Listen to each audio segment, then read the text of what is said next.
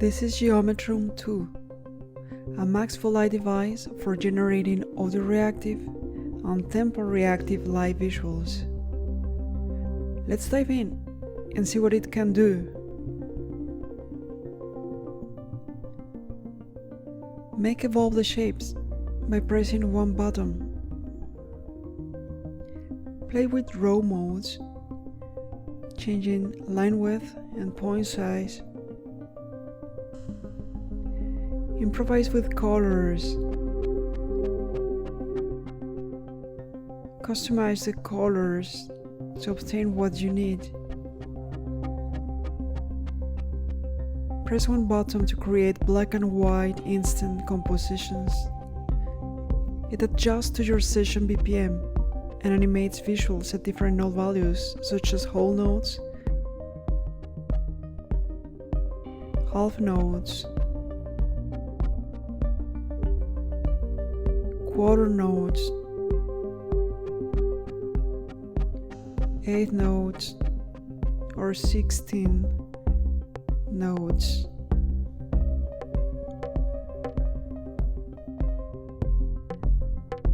Adjust the audio reactivity thresholds to control visual animations.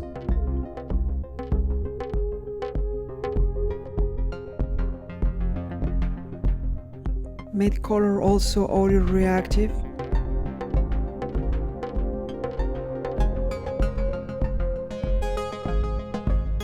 Map all your controls to your favorite MIDI controller. Apply a mirror visual effect.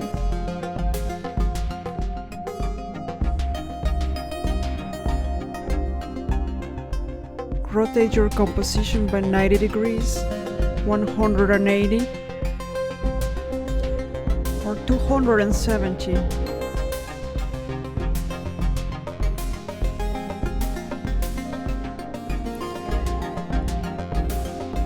Use it with Ableton's variations device to store and recall its parameter values on the fly.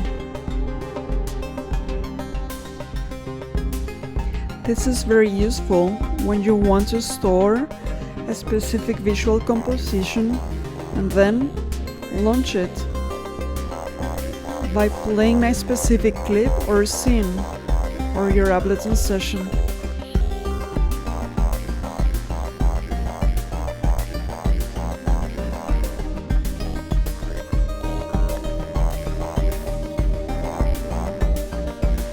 Use it with any Siphon host application such as Resolution, Touch Designer, or OBS.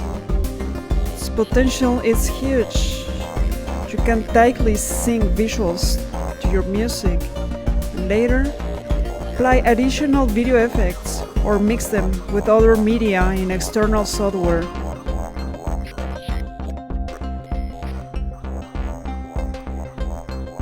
You can download Geometrum 2 if you haven't already by clicking the link in the description. For now, it's free. What will you create with Geometrum 2? An audiovisual show or concert, a music video, or an interactive art installation, or something entirely new? In the next section, I will walk you through exactly how to use it. This Max for Live device needs Max 9 to be installed as your Max for Live Max application. If you haven't done that yet, then follow the next section of this video. If you already have installed Max 9, then skip the next section and go ahead to the next one. Go to Google and just go for Cycling 74. Then you will find the download Max 9 link. Just go there. Just download the last version of it. It will start downloading. Once it's downloaded, let's proceed to install Max 9. This is the Max 9 standalone application. It has a license, but you don't need that license in order to use it with Max for Live, because once the trial period it's finished, then you will be able to keep using it as your Max for Live editor. And okay, so let's install this. So if you have a previous version, just tell it just replace. And if you don't want to replace your version, so just name it differently. Once it is installed, you need to go to the Ableton settings window, and here you will press this browse button, go to your applications folder, and then you will choose the application, the Max 9 application that you just placed in that folder when you install it. The changes will be reflected once you will relaunch the application. So just tell it OK, and then you need to start Ableton again. Let's properly install a Max for Live device. So first, go to your home in your Finder. There's your name and a house icon. Then go to Music folder and double click. Then go to Ableton folder and double click. Find the user library there and double click. Then find your presets folder and double click. And there's three options here. Since this is an audio reactive Max for Live device, choose audio effects, and there find your Max audio effect folder and drag and drop your device here. You can create a folder for your personal organization if you want, also inside this Max audio effect, and name it as you want. I created one already, and this is where I am installing all my devices. So you can also create one, and they will be visible on your Ableton files browser.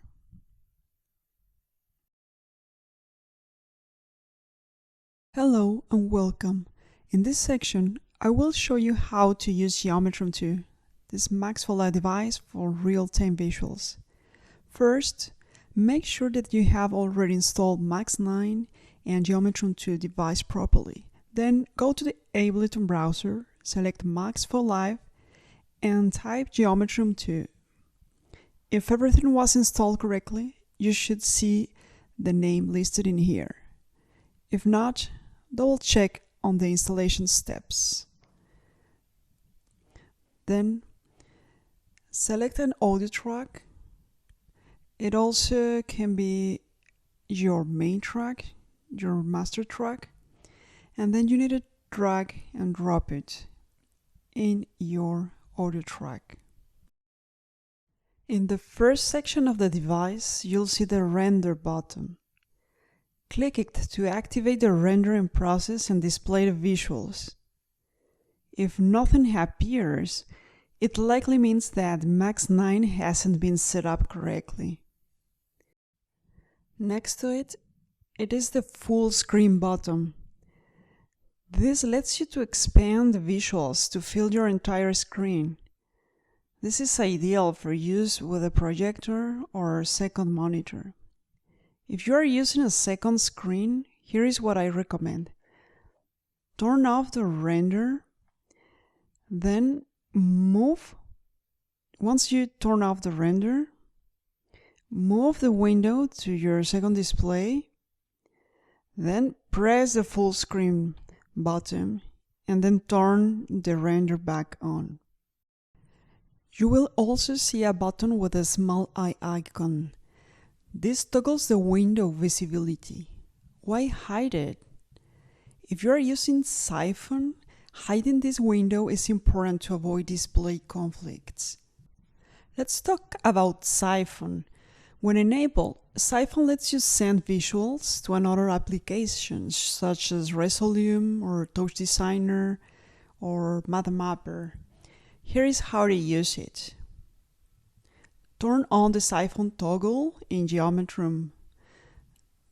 Locate the external software you want to send the video. Locate Geometrum 2 under your Siphon servers, and then you can, in this case, drag and drop this server, and that's it. Your visuals are now streaming into another app. You can now apply video effects and overlay or do additional processing to the original Geometrum visuals.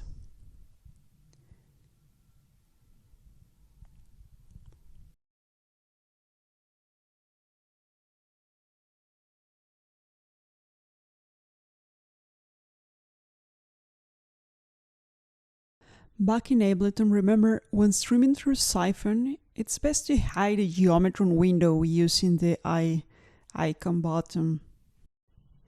You'll notice a small monitor displaying your current frames per second. If you have a good GPU, you should see something above 30 FPS. Here I am running above 100 FPS, and the CPU usage is only 1%. Look at this. That's because Geometrum 2 runs mostly on the GPU, freeing up your CPU for Ableton.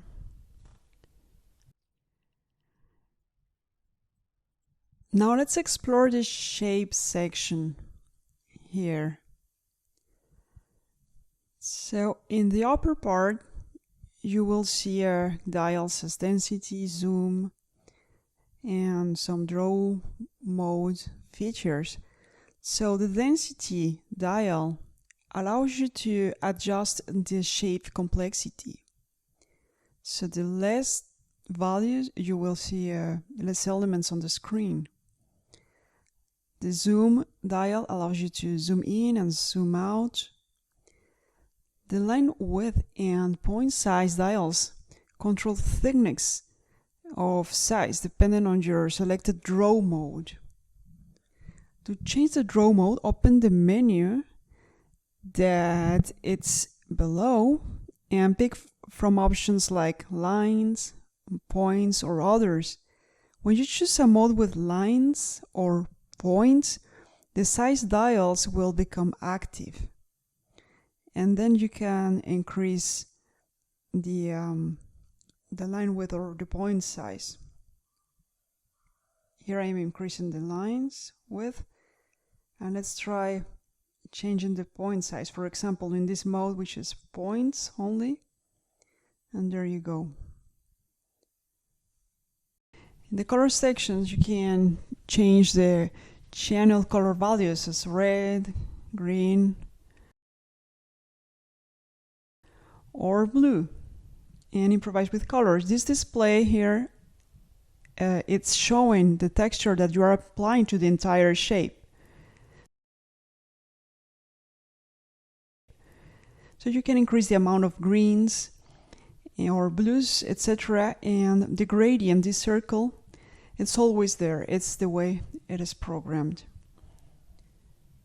So if you decrease the saturation, then you will have black and white visuals. And also grays.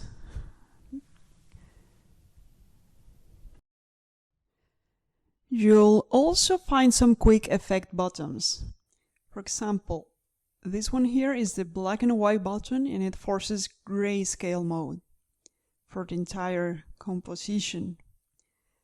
Then you have the mirror button, and you can see this mirror effect, and it's creating a symmetrical composition. The color palette button will come back to this later, since it relates to audio reactivity. And when the mirror is enabled, you can use this rotation bar to rotate the composition by 90 degrees or 180 or 270.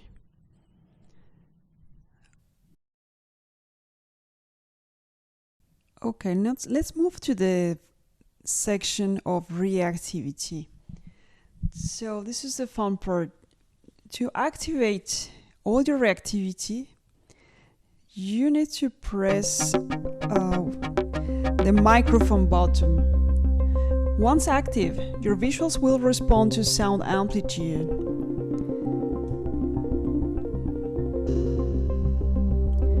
To control how reactive it is, use the reactivity level dial.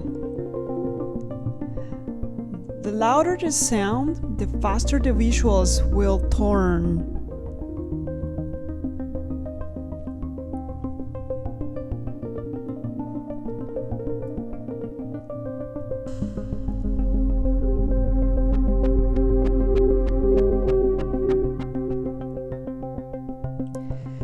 You can also detect transients or amplitude peaks. To do so, adjust the threshold dial in this threshold control. You will see a light when the peaks are detected.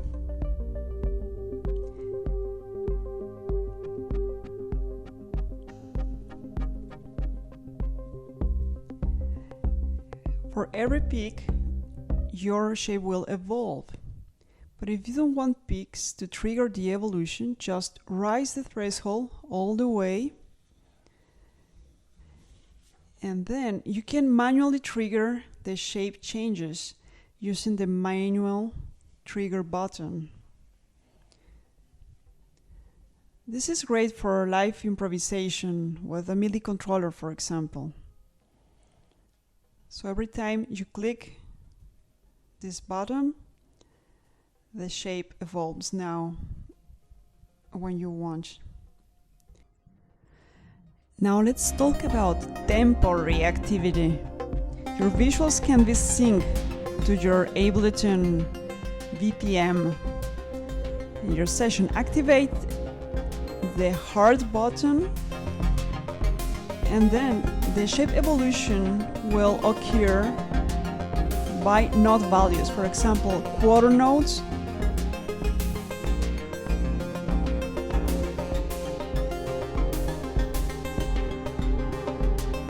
half notes, or whole notes, eighth notes, and so on.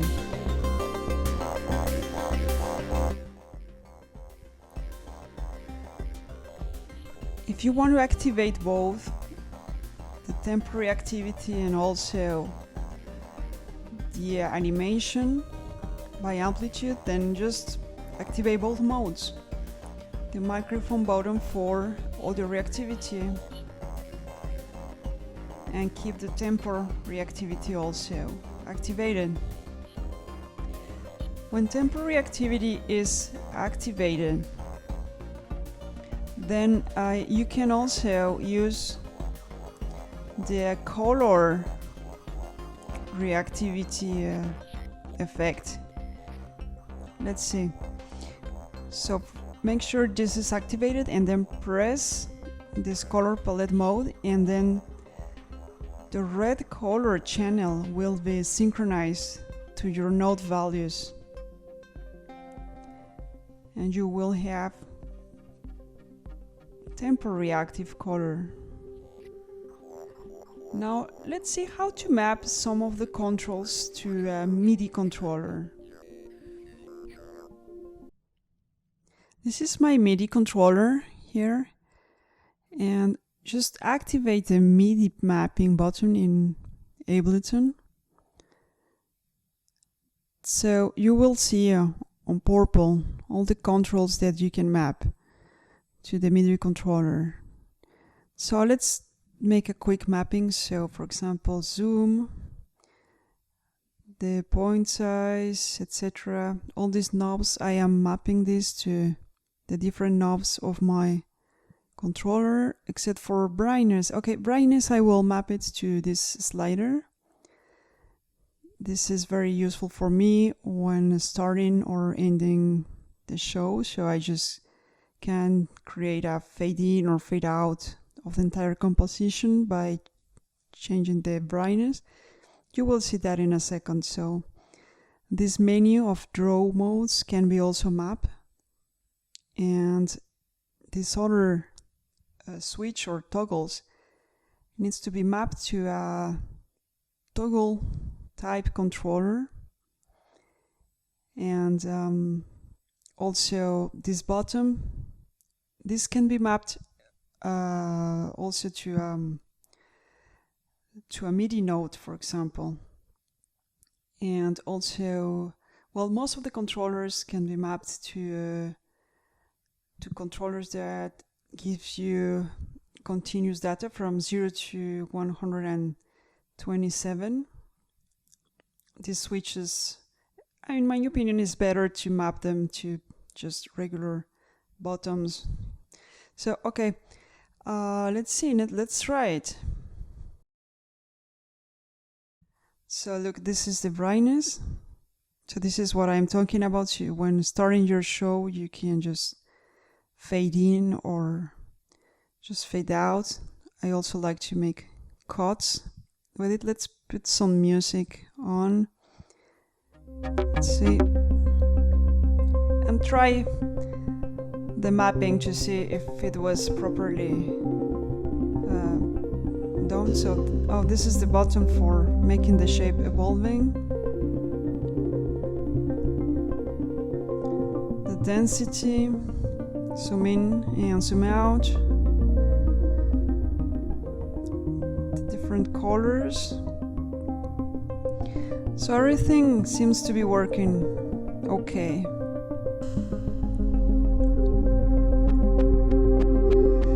You can change, well, first activate the tempo reactivity and then change the subdivision of the shape evolution in a sort of accelerando or going slower.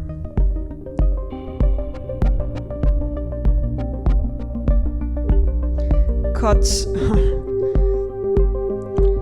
brightness cuts.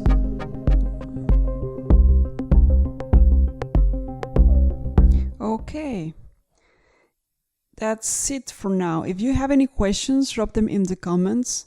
You can download this device and explore more for synesthetic devices. All the links are in the video description. Thank you for watching.